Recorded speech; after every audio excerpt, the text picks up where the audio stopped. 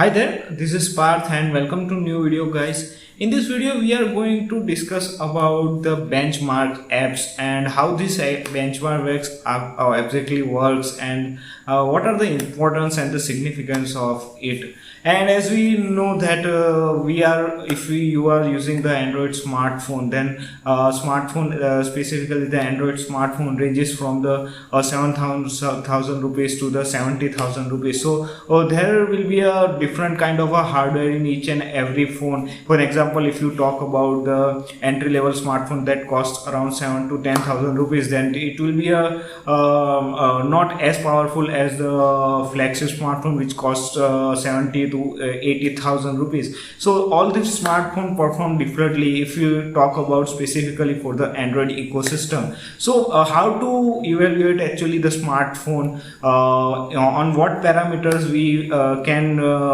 compare the smartphone performance, that this smartphone performs better than this smartphone. And sometimes also what happens is, let's say you have two smartphones and both the smartphone have almost identical specification. For an example, both the smartphone is having the same kind of a GPU or the same kind of a chipset. So in this particular scenario, how to evaluate the smartphone, because some parameters or the some functioning you can't just evaluate by seeing or the experiencing it. For an example, if you talk about the how efficiently or how technically well the gaming can be done on the different smartphone, that cannot be evaluated by the just playing the game. Yes, there are some things like heat dissipation and stuff that you can experience while doing the gaming, but still if we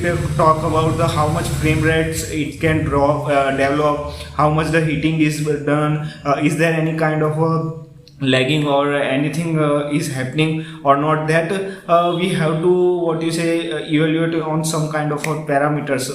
At this place, these benchmarking apps are very useful. For an example, these kind of apps generally evaluates your CPU performance, your GPU performance, or your thermal throttling on your smartphone, because some smartphone, let's say you have two smartphone which have a similar specification and you are doing gaming on both the smartphone, but still if you have noticed that one smartphone will be attend the thermal throttling after certain temperature is reached, and whereas the second smartphone which has a similar specification will not attend the thermal throttling, just because the second smartphone has a better cooling and the better designed chipset, although both the smartphone has the same chipset. So these are the things that you have to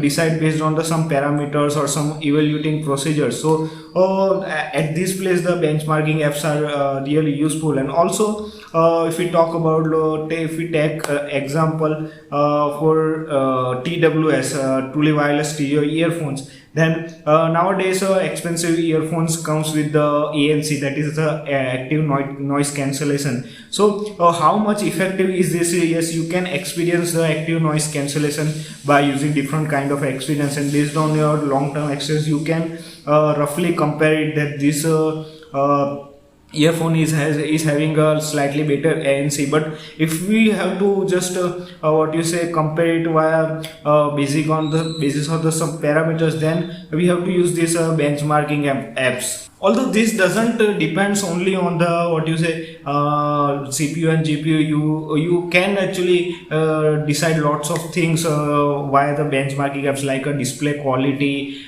charging speeds, battery life, etc. And if you talk about specifically the display front, then how is the contrast ratio, how is the brightness, what are the colors accuracy, what is the color gamut that has been done on the particular display, that we can actually see with these benchmarking apps.